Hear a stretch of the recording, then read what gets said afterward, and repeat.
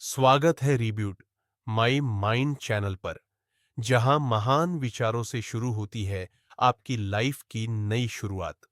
हम आपके लिए लाते हैं दुनिया की बेहतरीन किताबों के सार, जो आपके सोचने का तरीका बदल सकते हैं। अगर आप खुद को बेहतर बनाना चाहते हैं, तो आप बिल्कुल सही जगह पर हैं। तो चलिए शुरू करते हैं आज की प्रेरणादायक बुक एटीट्यूड इज एवरीथिंग स्मरी, और एक कदम बढ़ाते हैं अपनी सफलता की ओर।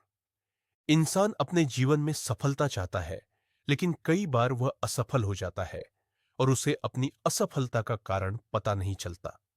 अगर सफलता चाहते हो, अपनी परेशानियों को खुशियों में बदलना चाहते हो, अपना जीवन डिप्रेशन के बिना जीना चाहते हो, जीवन के प्रति अपना नजरिया बदलना चाहते हो, सुकून से रहना चाहते हो और अपने लक्ष्य को पाना चाहते हो, तो आपको यह बुक समरी जरूर पढ़नी चाहिए।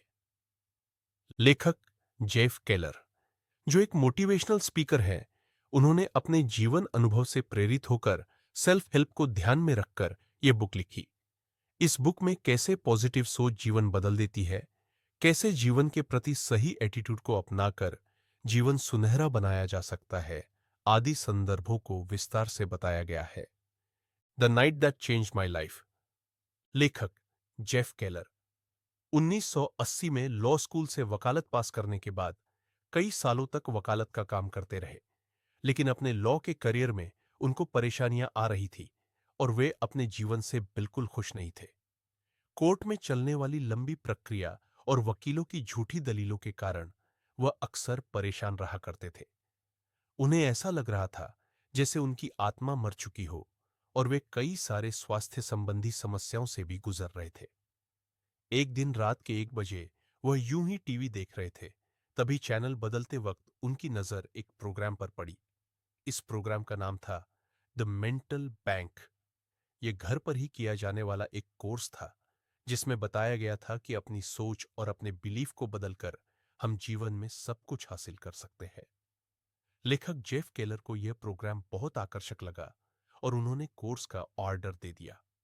इस कोर्स को करने के बाद लेखक का अपने जीवन को देखने का नजरिया पूरी तरह से बदल गया।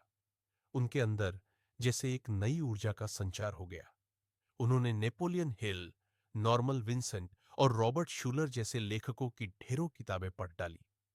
इस नए नजरिए का लेखक के जीवन पर बहुत ही गहरा प्रभाव पड़ा। इन किताबों से प्रभावित होकर उन्होंने एटीट्यूड और मोटिवेशनल सिद्धांतों के ऊपर कई सालों तक रिसर्च किया और इन सिद्धांतों को अपने जीवन में उतारा।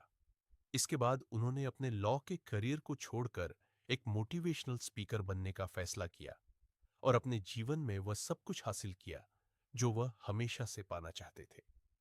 1. Success begins in the mind. लेखक लिखते हैं कि जीने का नजरिया बदलने से जीवन बदल जाता है। लेखक ने इस बुक में सोचने के नजरिए, सोचकर बोलने और सोच समझकर कर सही कार्य करने को प्रॉपर रूप से डिस्क्राइब किया है। पॉजिटिव एटीट्यूड अपनाने के लिए माइंड को फोकस करना जरूरी होता है। उन्होंने अपने अनुभव से सीखा है कि कैसे दिमाग को सही पॉजिटिव रूप देने से सफल जीवन की शुरुआत होती है। हमारी सोच हमारी परिस्थितियां बदल सकती है, खुद को बदलने की क्षमता रखती है। अच्छा बुरा सब हमारी सोच पर निर्भर करता है। चेहरे की मुस्कान हमारे लिए जीवन में एक सुकून का रास्ता बनाती है। जीवन डर कर नहीं, कोशिश करके और अपनी बुद्धिमानी से नजरिए के सही रूप को अपनाकर जीना चाहिए। सफलता हमारे दिमाग में होती है, जिसे सही रास्ता हमारी सोच और सही नजरिया देती है। 2. Your attitude is your window to the world. आपका एटीट्यूड एक मानसिक फिल्टर की तरह काम करता है, जिसकी मदद से आप इस जीवन और दुनिया को अनुभव करते हैं। कुछ लोग पॉजिटिव नजरिए से दुनिया को देखते हैं, तो वहीं कुछ लोग नेगेटिव नजरिए से दुनिया को देखते हैं। पॉजिटिव एटीट्यूड वाले लोग ऐसा सोचते हैं कि हाँ, मैं ये काम कर सकता हूं। वही नेगेटिव एटीट्यूड वाले लोग सोचते हैं कि नहीं, मैं ये काम नहीं कर सकता। लेखक मार्क और हेनरी नाम के 2 लोगों की कहानी के जरिए हमें पॉजिटिव और नेगेटिव एटीट्यूड का उदाहरण देते हैं। मार्क लंच टाइम में एक रेस्टोरेंट में जाता है और उसके कुछ मिनट बाद हेनरी भी उसी रेस्टोरेंट में जाता है। दोनों एक ही टेबल पर बैठते हैं। वेटर एक ही समय पर मार्क और हेनरी का ऑर्डर लेता है और एक ही साथ उन दोनों को खाना भी सर्व करता है। दोनों लोगों ने अपने खाने के लिए एक समान ही इंतजार किया, लेकिन मार्क ने अपना लंच बहुत एंजॉय किया और वह खुशी खुशी अपने काम पर लौट गया। वही हेनरी अपने नेगेटिव एटीट्यूड के चलते खाना मिलने में देरी होने के कारण बहुत नाराज और परेशान था। हमारा एटीट्यूड एक खिड़की के जैसा होता है, जो कि बचपन में बिल्कुल साफ होता है, लेकिन जैसे जैसे हम बड़े होते जाते हैं, इस खिड़की पर धूल जमती जाती है। बचपन में हर बच्चे को लगता है कि वह कुछ भी कर सकता है, लेकिन जैसे जैसे वह बड़ा होता है, तो लोगों की आलोचना, निराशा, सेल्फ डाउट और रिजेक्शन के कारण उसके मेंटल एटीट्यूड की खिड़की धीरे धीरे मैली हो जाती है। लेकिन अच्छी बात यह है कि हम इस लड़की को साफ कर सकते हैं और अपने एटीट्यूड को पूरी तरह से बदल सकते हैं। अमेरिकन लेखक ह्यू डाउन्स ने कहा है कि एक खुश इंसान वह नहीं है जिसकी परिस्थितियां उचित है, बल्कि वह है जिसके पास उचित एटीट्यूड है। 3. You're a human magnet. Earl Nightingale का एक कोट है, we become what we think about, यानी कि हम जो सोचते हैं हम वही बन जाते हैं। लेखक के अनुसार इंसान एक ह्यूमन मैग्नेट की तरह होता है। आप जाने या अनजाने में अपनी सोच और भावनाओं को ब्रह्मांड में भेजते रहते हैं और एक ह्यूमन मैग्नेट की तरह उन चीजों और परिस्थितियों को आकर्षित करते हैं जिसके बारे में आप ज्यादातर सोचते हैं। यदि आप नेगेटिव सोच और भावनाएं रखते हैं, तो आप नेगेटिव परिस्थितियों को ही आकर्षित करेंगे। आपके विचार के अनुसार आपका मन लोगों और परिस्थितियों को आकर्षित करता है। उदाहरण के लिए, बिल नाम का एक व्यक्ति सोचता है कि वह साल में $1 लाख कमा सकता है, इसलिए वह $1 लाख कमाने का लक्ष्य बनाता है। यदि बिल अपने मन में इस पॉजिटिव विचार को हमेशा रखता है, तो वह ऐसे अवसरों और परिस्थितियों को आकर्षित करेगा जो उसे अपने लक्ष्य को आसानी से हासिल करने में उसकी मदद करेंगे। लेकिन यदि बिल अपने मन में यह नेगेटिव विचार रखता है कि वह साल में $1 लाख नहीं कमा सकता, तो वह कभी भी अपने लक्ष्य को प्राप्त नहीं कर पाएगा। लेखक का कहना है कि आपके पुराने विचार ही आपको वहां तक लाए हैं जहां आप आज हैं, और आपके विचार ही यह सुनिश्चित करेंगे कि आप भविष्य में क्या करेंगे। प्राचीन रोमन कवि वर्जिल का कहना था कि लोग कोई भी काम तभी कर सकते हैं जब वह ऐसा सोचते हैं कि वह ऐसा कर सकते हैं। 4. Picture your way to success. Singer Celine Dion से जब एक इंटरव्यू में पूछा गया कि क्या उन्होंने कभी सोचा था कि वह एक मशहूर सिंगर बनेंगी और हजारों लोग उनका कॉन्सर्ट देखने आएंगे, सिंगर सेलिन डियोन ने कहा कि इसमें से कोई भी बात उन्हें आश्चर्यजनक नहीं लगती है, क्योंकि वह 5 वर्ष की उम्र से ही अपने मन में इस प्रकार के चित्र बना रही थी। सपनों को हकीकत में बदलने के लिए विजुअलाइजेशन की प्रक्रिया बहुत कारगर होती है। दुर्भाग्यवश हम में से ज्यादातर लोग अपने मन में नेगेटिव चीजों और परिस्थितियों का चित्र बनाते रहते हैं, जिससे हमारे जीवन में दुख और परेशानियां आती है। विजुअलाइजेशन वह प्रक्रिया है जिसकी सहायता से हम अपनी मनचाही चीजों का चित्र अपने मन में बनाते हैं। इस प्रक्रिया की मदद से आप यह निर्धारित कर सकते हैं कि आप किस प्रकार के संबंध चाहते हैं, आप जीवन में कितनी सफलता पाना चाहते हैं और कितने पैसे कमाना चाहते हैं।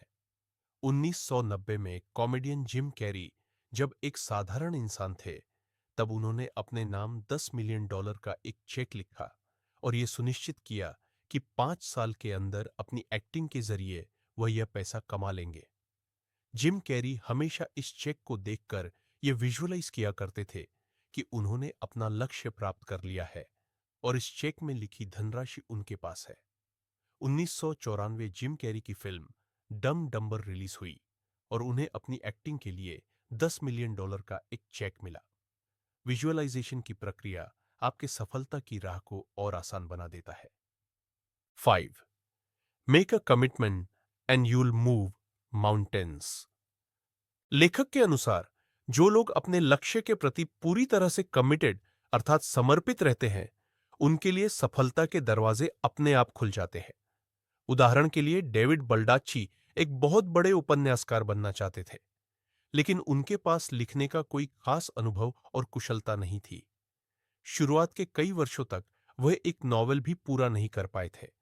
वह हर दिन सुबह होने के साथ ही लिखना शुरू कर देते थे और अपनी लिखने की कुशलता को बढ़ाने की कोशिश करते थे। उन्होंने 10 वर्षों तक प्रयास किया और कुछ नॉवल लिख डाले, लेकिन इन सब से वह एक पैसा भी नहीं कमा पाए।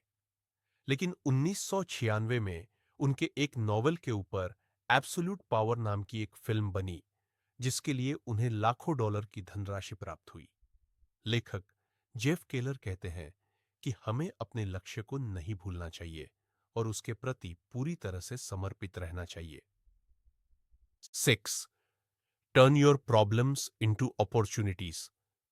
जब भी हम किसी समस्या से गुजर रहे होते हैं या हमारे ऊपर कोई विपदा आती है, तो हमारे मन में बस इसी तरह के सवाल चलते हैं, जैसे कि यह मेरे साथ ही क्यों हुआ, अब मैं क्या करूंगा, मेरी सभी योजनाएं बर्बाद हो गई।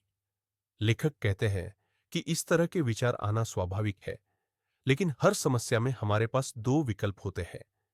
या तो हम समस्या में पूरी तरह डूबकर अपना जीवन बर्बाद कर ले, या फिर उस समस्या से सीख लेकर जीवन में आगे बढ़े। वह कहते हैं कि हमें समस्या को समस्या की तरह ना देखकर एक अवसर की तरह देखना चाहिए। हर समस्या आपको अपने जीवन में बदलाव करना सिखाती है। हालांकि आपको लगता है कि आप समस्या से पीड़ित है, लेकिन कभी-कभी यह समस्या आवश्यक होती है, जो कि एक ब्लेसिंग अर्थात आशीर्वाद के रूप में हमारे पास आती है। 7. Your words blaze a trail. लेखक कहते हैं कि आपके शब्दों में असाधारण शक्ति होती है। आपके शब्द आपका भविष्य उज्जवल भी बना सकते हैं और आपके जीवन को बर्बाद भी कर सकते हैं।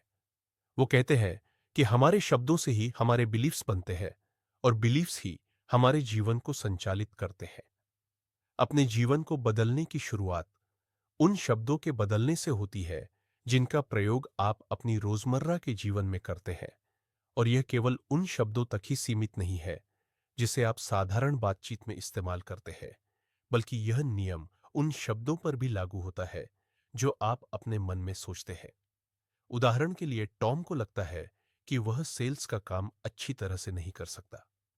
टॉम पूरे दिन सैकड़ों या लगभग हजारों बार अपने मन में यह सोच दोहराता रहता है और धीरे धीरे उसका यह विश्वास बन जाता है कि वह सेल्स का काम अच्छे तरीके से नहीं कर सकता। अपनी सोच के कारण टॉम अपने सेल्स कैरियर में असफल हो जाता है और इसलिए टॉम कभी भी पर्याप्त धन नहीं कमा पाता। लेखक कहते हैं कि आपकी सोच से ही आपके शब्द बनते हैं और आपके शब्द आपका विश्वास बन जाते हैं, जो यह निर्धारित करता है कि आप जीवन में सफल होंगे या असफल। 8. How are you. Jeff Keller कहते हैं कि यदि कोई आपसे पूछे कि आप कैसे हैं, तो इसके दो तरह के जवाब हो सकते हैं, पॉजिटिव या नेगेटिव। आप इस सवाल का जवाब बस कुछ ही शब्दों में देते हैं, लेकिन उन शब्दों से आपके एटीट्यूड का पता चल जाता है। अगर आप यह कहते हैं कि आप अच्छे नहीं हैं या अच्छा महसूस नहीं कर रहे हैं, तो आपके अंदर और ज्यादा नेगेटिव ऊर्जा बढ़ जाती है और आपके आसपास के लोग भी निराश हो जाते हैं। वहीं अगर आप अच्छा ना होते हुए भी पूरी ऊर्जा के साथ जवाब देते हैं कि आप बहुत अच्छे हैं और आजकल बहुत अच्छा महसूस कर रहे हैं, तो आपके अंदर एक अद्भुत ऊर्जा आ जाती है और आपका आत्मविश्वास बढ़ जाता है। इसलिए जब भी आपसे कोई पूछे कि आप कैसे हैं, तो आप हमेशा कहे कि आप बहुत अच्छे हैं और बहुत अच्छा महसूस कर रहे हैं।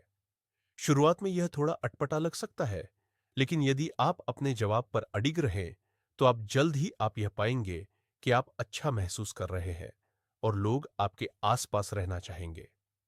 9. Stop complaining. लेखक जेफ केलर कहते हैं कि कोई भी आपके दुख और दर्द नहीं सुनना चाहता। उनके अनुसार शिकायतें करना एक जहर की तरह होता है जो आपकी खुशियों को बर्बाद कर देता है। इसलिए कोई भी इस जहर का शिकार नहीं बनना चाहता। उदाहरण के लिए मान लीजिए, अगर आपका कोई दोस्त अपनी सारी नेगेटिविटी लाकर आप पर उड़ेल देता है, तो आपको कैसा लगेगा? जाहिर सी बात है कि आपको बिल्कुल भी अच्छा नहीं लगेगा और शायद आप उस दोस्त से दोबारा ना मिलना चाहते हो, क्योंकि नेगेटिव या बुरी खबरें किसी को भी पसंद नहीं आती। इसलिए लेखक कहते हैं कि हमें हर चीज के बारे में शिकायत करना बंद कर देना चाहिए, क्योंकि आप जितना ज्यादा शिकायत करते हैं, आप उतनी ही ज्यादा शिकायत करने वाली परिस्थितियों को आकर्षित करते हैं। विलियम पेन के अनुसार खुशी का रहस्य इसमें है कि आप अपनी शिकायतें न गिनकर अपने आशीर्वादों को गिने। 10. Associate with positive people. Bible की एक लाइन है, एक मिरर एक आदमी का चेहरा दिखाता है, लेकिन वह वास्तव में क्या है यह दिखाया जाता है कि वह किस तरह के दोस्त चुनता है। यानी कि एक आईना सिर्फ इंसान का चेहरा दिखाता है, लेकिन उसकी असलियत जानने के लिए हमें यह देना चाहिए कि उसके दोस्त किस प्रकार के हैं। लेखक का कहना है कि सिर्फ पॉजिटिव सोचने तथा पॉजिटिव बोलने भर से आप सफल नहीं हो सकते। आप कैसे लोगों के साथ अपना ज्यादातर समय बिताते हैं, यह बात भी बहुत महत्वपूर्ण है। उदाहरण के लिए, माइक नाम का एक लड़का हाई स्कूल में पढ़ता है और वह अपना ज्यादातर समय अपने पड़ोस के लड़कों के साथ बिताता है। उन लड़कों का ना तो कोई लक्ष्य है और ना ही कोई सपने हैं, और वे हमेशा नेगेटिव बातें ही करते हैं। माइक जब भी उन्हें किसी नए आइडिया के बारे में बताता है, तो वह सारे मिलकर माइक का मजाक उड़ाते हैं और उसका मनोबल तोड़ देते हैं। लेकिन जब माइक अपनी आगे की पढ़ाई के लिए कॉलेज में भर्ती हुआ, तो वहां उसे नए दोस्त मिले जो जीवन के प्रति पॉजिटिव थे और जीवन में कुछ बनना चाहते थे और हासिल करना चाहते हैं। माइक ने अपने पुराने दोस्तों को छोड़कर नए दोस्तों के साथ रहने का फैसला किया। माइक को तुरंत ही इसके अद्भुत परिणाम मिले। उनके साथ रहकर माइक को अच्छा महसूस होने लगा और उसने अपने भविष्य के लक्ष्य निर्धारित कर लिए। कॉलेज खत्म करते हैं, माइक ने अपना बिजनेस शुरू किया और कुछ ही सालों में एक सफल इंसान बन गया। लेखक कहते हैं कि आप जिन लोगों के साथ अपना समय बिताते हैं, वह आपका भविष्य निर्धारित करते हैं। हमने अपने ब्रेन बुक चैनल में इस टॉपिक के ऊपर एक डिटेल में वीडियो बनाई है। आप डिस्क्रिप्शन में दिए गए लिंक पर जाकर वह वीडियो देख सकते हैं, जिससे आपको यह अच्छी तरह से आइडिया हो जाएगा कि सफल होने के लिए आपके आस पास पॉजिटिव वातावरण और पॉजिटिव लोगों का कितना महत्व है। 11. Confront your fears and grow. Emerson का कहना था कि वह काम करे जिस काम से आपको डर लगता है और आपके डर की मौत निश्चित है। लेखक कहते हैं कि सफलता प्राप्त करने के लिए आपको अपने कंफर्ट जोन से बाहर आना होगा, और इसका सबसे अच्छा तरीका यह है कि वह काम किया जाए जिसे करने में आपको डर लगता है। अगर आप कोई काम करना चाहते हैं लेकिन असफल होने से डरते हैं, तो आपको वह काम जरूर करना चाहिए, क्योंकि इसके अलावा आपके पास दूसरा कोई विकल्प नहीं है। अब यह डर का मतलब यह नहीं है कि लेखक आपको कोई फिजिकल रिस्क लेने के बारे में बता रहे हैं, जैसे कि तेज गाड़ी चलाना या बंजी जंपिंग करना। यह डर का मतलब उन चुनौतियों से जो आपके पर्सनल तथा प्रोफेशनल जीवन में रुकावटें पैदा करती है। वह चीजें जो आपको डराते हैं और आपको आगे बढ़ने से रोकते हैं, लेकिन अपने अंदर आप यह जानते हैं, जीवन में सफल होने के लिए इन चीजों को करना आवश्यक है। 12. Get out there and fail. Henry Ford का एक फेमस कोट है, failure is simply the opportunity to begin again, this time more intelligently. यानी कि हर असफलता दोबारा से और अधिक समझदारी के साथ शुरुआत करने का अवसर है। लेखक का कहना है कि दुनिया में शायद ही ऐसा कोई व्यक्ति होगा जिसने बिना किसी असफलता के सफलता प्राप्त की हो। वो कहते हैं कि जब तक आप अपनी मनचाही मंजिल तक नहीं पहुंच जाते, तब तक आपको असफलता के बावजूद कोशिश करते रहना चाहिए। लेखक यहां हमें अमेरिकन टीवी होस्ट सैली जेसी राफेल की रियल लाइफ स्टोरी बताते हैं। सैली हमेशा से अपना एक टीवी शो होस्ट करना चाहती थी, लेकिन उनकी राह आसान नहीं थी। उन्होंने सैकड़ों जगह नौकरी के लिए इंटरव्यू दिया और कई बार उन्हें नौकरी से निकाल दिया गया। उनके पास अपना मकान नहीं था और ना ही इतने पैसे होते थे कि वह किराए का मकान ले सके, इसलिए वह अपनी गाड़ी में ही सोया करती थी। पैसे न होने के कारण वह कभी-कभी भोजन भी नहीं कर पाती थी। लेकिन इतनी कठिनाइयों के बाद भी उन्होंने अपने बचपन के सपने को नहीं छोड़ा और तब तक असफल होती रही जब तक उन्होंने अपने सपने को पूरा नहीं किया, और अंत में वह अमेरिका की एक प्रसिद्ध टीवी शो होस्ट बन गई। 13 नेटवर्किंग दैट गेट्स रिजल्ट्स। लेखक जेफ केलर का कहना है कि यदि आप बड़ी सफलता चाहते हैं तो आप कभी भी यह काम अकेले नहीं कर सकते।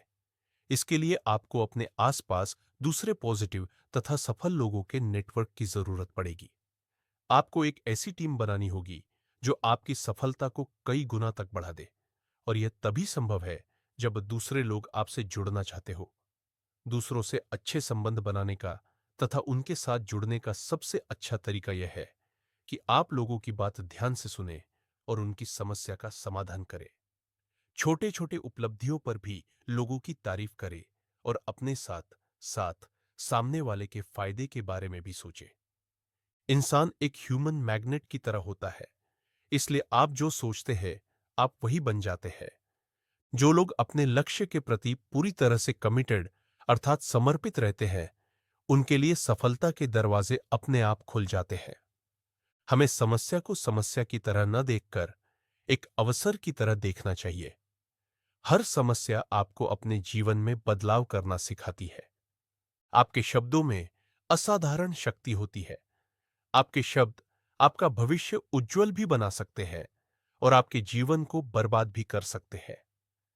सफलता प्राप्त करने के लिए आपको अपने कंफर्ट जोन से बाहर आना होगा, और इसका सबसे अच्छा तरीका यह है कि वह काम किया जाए जिसे करने में आपको डर लगता है।